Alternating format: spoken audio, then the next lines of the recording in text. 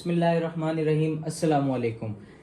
आज हम स्टार्ट करने वाले हैं अपना नया टॉपिक जो कि है फ्लोरोक्विनोलोन्स। ठीक है, फ्लोरोक्विनोलोन्स के अंदर हमने जो है इसकी क्लासिफिकेशन पढ़नी है, pharmacokinetics, mechanism of action, resistance और बाकी जो है इसकी टॉक्सिसिटी और क्लिनिकल यूजेस। फिलहाल जो हम स्टार्ट करने वाले हैं ना फ्लोरोक्विनोलोन्स, हमने सबसे पहले इसकी क्लासिफिकेशन जो है वो स्टार्ट करनी है। इसकी क्लासिफिकेशन इस तरह है कि हमने इसको 3 जनरेशन्स में जो है ना हमने इसको डिवाइड किया, क्लासिफाई किया है। 3 जनरेशन है, फर्स्ट जनरेशन, सेकंड जनरेशन और थर्ड जनरेशन। ठीक है, अब उन जनरेशन के अंदर कौन कौन सी ड्रग आ जाती है और क्या क्या हमारे पास वो स्पेक्ट्रम कवर करते हैं, पहले हम उसको देख लेते हैं। सबसे पहले बात कर लेते हैं फर्स्ट जनरेशन। फर्स्ट जनरेशन के अंदर हमारे पास सिर्फ एक ही ड्रग आती है जो कि हमारे पास क्या है, नॉरफ्लॉक्सासिन। नॉरफ्लॉक्सासिन। उसके बाद सेकंड जनरेशन। सेकंड जनरेशन में हमारे पास दो आ जाती हैं, जिसमें आ जाता है सिप्रोफ्लॉक्सासिन और ओफ्लॉक्सासिन। सिप्रोफ्लॉक्सासिन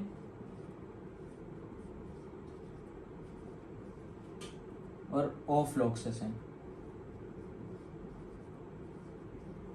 उसके बाद थर्ड जनरेशन में हमारे पास 3 ड्रग्स आ जाती हैं।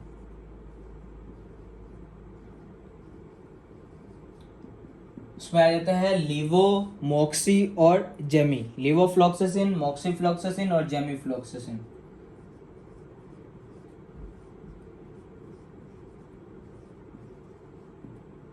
मोक्सीफ्लॉक्सासिन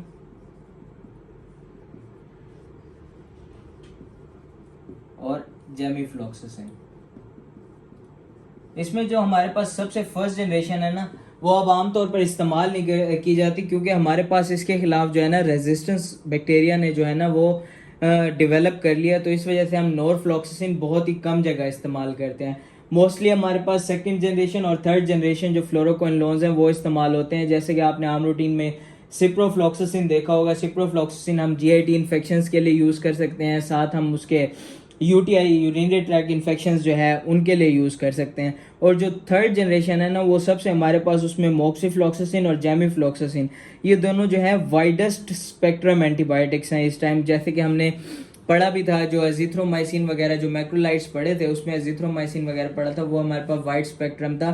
कि अभी हम कॉमनली बात कर लें, अगर जैसे कि हमारे पास जो है पिछले अरसे में जो हमारे पास डिजीज़ हैं उसमें हम एजिटमा वगैरह, जो हमारे पास जो रेजिस्टेंट बैक्टीरिया होते हैं ना, उनके खिलाफ हम एजिटमा यूज़ करते थे।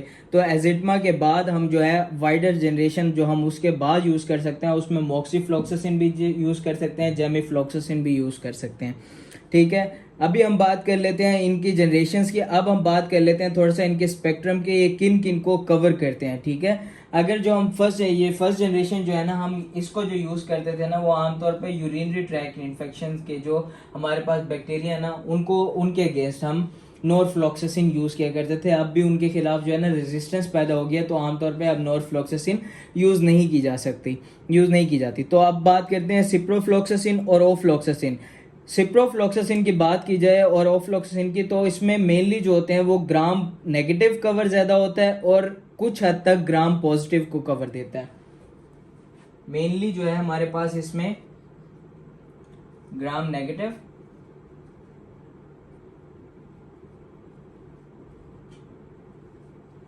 और कुछ हद तक जो है ग्राम पॉजिटिव बैक्टीरिया। सिप्रोफ्लॉक्सासिन आमतौर पे आपने देखा भी होगा, हम यूटीआई के अंदर यूज़ करते हैं, या हमारे पास दूसरा आ जाता है जीआईटी इन्फेक्शंस, इनके अगेंस्ट भी हम यूज़ कर सकते हैं। ठीक है, और उसके बाद अब जो हमारे पास एटिपिकल बैक्टीरिया हैं, जिसमें हमारे पास क्लेमेडिया, रिकेशिया, माइकोप्लाज्मा, ये भी हम इनके अगेंस्ट भी ये एंटीबायोटिक्स यूज़ कर सकते हैं। Chlamydia, rickettsia, mycoplasma.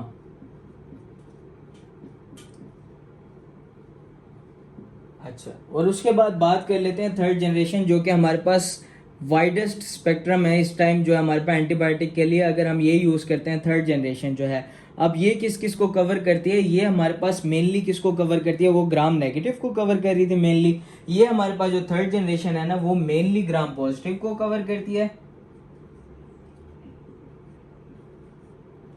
और कुछ हद तक ग्राम नेगेटिव को।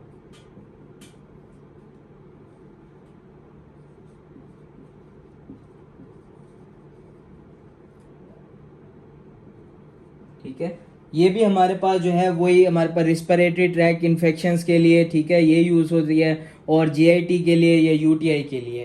ठीक है, रिस्पिरेटरी इन्फेक्शंस के लिए हम यूज कर सकते हैं, यूरिनरी ट्रैक इन्फेक्शन के लिए या जीआईटी इन्फेक्शंस के लिए उनके लिए यूज की जाती है। मेनली हम इसको जो है ना रिस्पिरेटरी इन्फेक्शंस के लिए यूज करते हैं मेनली। तो इस वजह से इस थर्ड जनरेशन वाली जो हमारे पास एंटीबायोटिक है ना फ्लोरोक्विनोलोन्स, इनको हम क्या कहते हैं, रिस्पिरेटरी फ्लोरोक्विनोलोन्स भी कहते हैं। Due to their major use in the respiratory tract infection, they are also called as respiratory fluoroquinolones. यहाँ तक हमारे पास बात हो गई थर्ड जनरेशन की, और इसका स्पेक्ट्रम अब हमने जो है ना वो सारा कवर कर लिया। अब बात आ जाती है फार्माकोकाइनेटिक्स की। फार्माकोकाइनेटिक्स आमतौर पे इन सारों की जो है ना यूज होती है, जो वही ओरल हम इसका इनटेक कर सकते हैं, ठीक है, और हिपैटिक मेटाबॉलिज्म होता है और मेनली एक्सक्रीट होती है यूरिन के जरिए। ठीक है, ओरल हिपैटिक मेटाबॉलिज्म,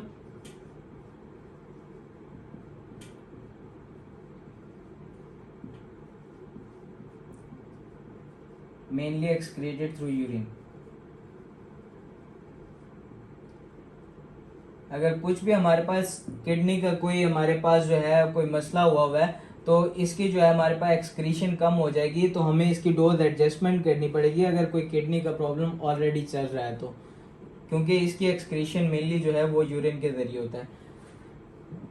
तो इस वजह से RFTs देख के हमें जो है ना इसकी डोज एडजस्ट करनी चाहिए फ्लोरोक्विनोलोन्स की। उसके बाद बात कर लेते हैं इसमें एक ड्रग जो ऐसी है जिसकी हिपैटिक मेटाबॉलिज्म, यानी कि हिपैटिक मेटाबॉलिज्म के बाद इनएक्टिवेट होके उसकी एक्सक्रीशन जो है ना वो यूरिन के जरिए नहीं बल्कि बिलरी एक्सक्रीशन है। और वो कौन सी ड्रग है ये आपने MCQ के लिए याद भी रखना है। जो हमारे पास मोक्सीफ्लोक्सासिन है ना,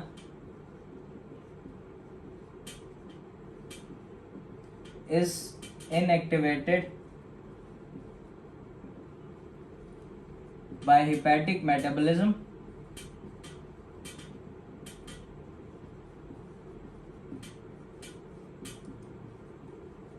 and have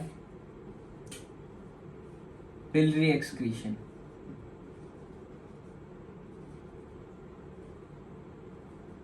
ठीक है, तो इसकी एक्सक्रीशन जो होती है वो बिलरी एक्सक्रीशन होती है, इनएक्टिवेट होती है हिपैटिक मेटाबॉलिज्म की वजह से। ये हमारे पास MCQ था इस फार्माकोकाइनेटिक्स के लिहाज से। अब बात करते हैं जो मेन चीज़ है इसका मैकेनिज्म ऑफ एक्शन।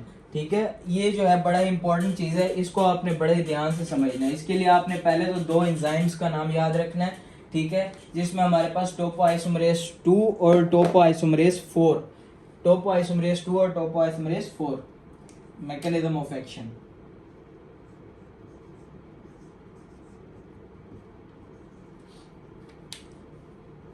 टोपोआइसोमरेज 2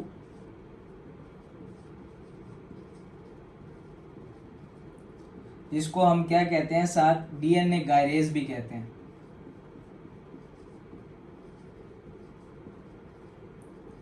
और दूसरा क्या है हमारे पास, टोपोआइसोमरेज 4।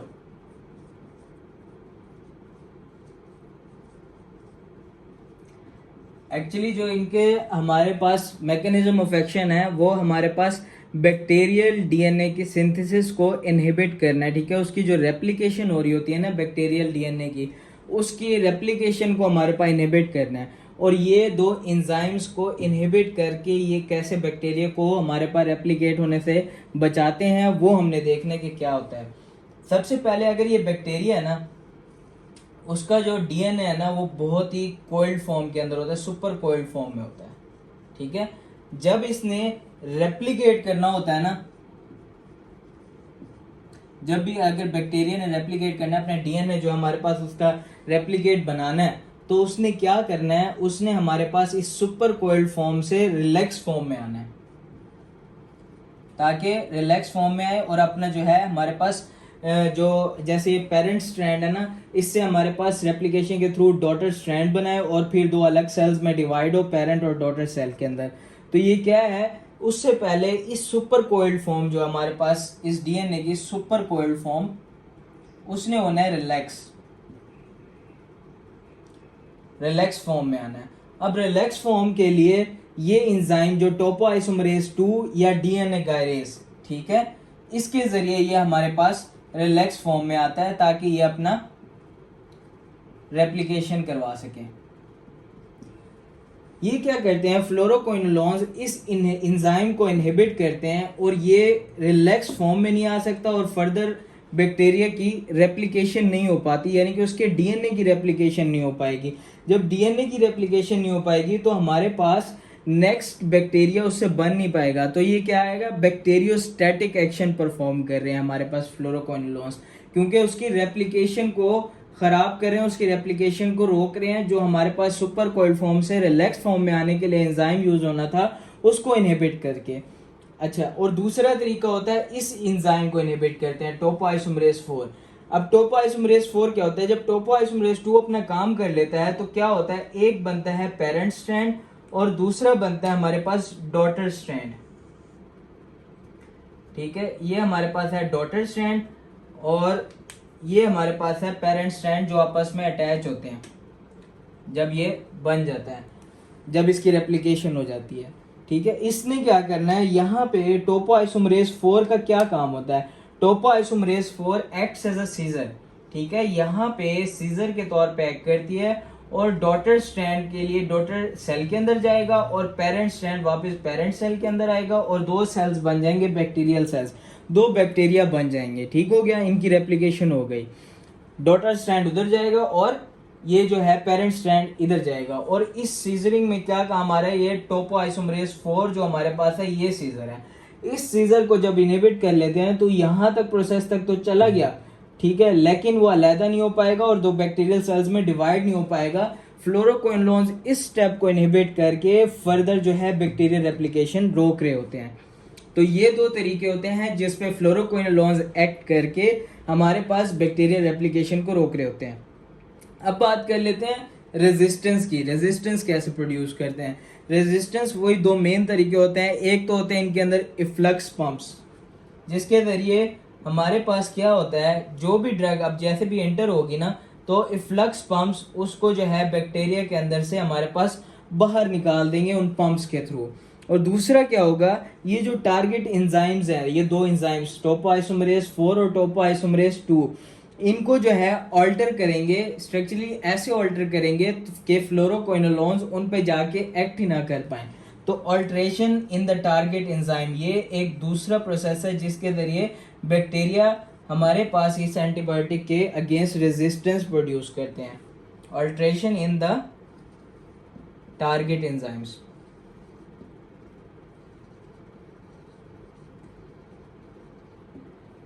यहाँ तक ये वीडियो एंड करते हैं। नेक्स्ट वीडियो में हम जो है ना इसके टॉक्सिसिटी और जो क्लिनिकल यूजेस हैं वो इंशाल्लाह जो है ना वो ख़त्म करेंगे, फ्लोरोक्विनोलोन्स एंड करेंगे और अगला टॉपिक स्टार्ट करेंगे।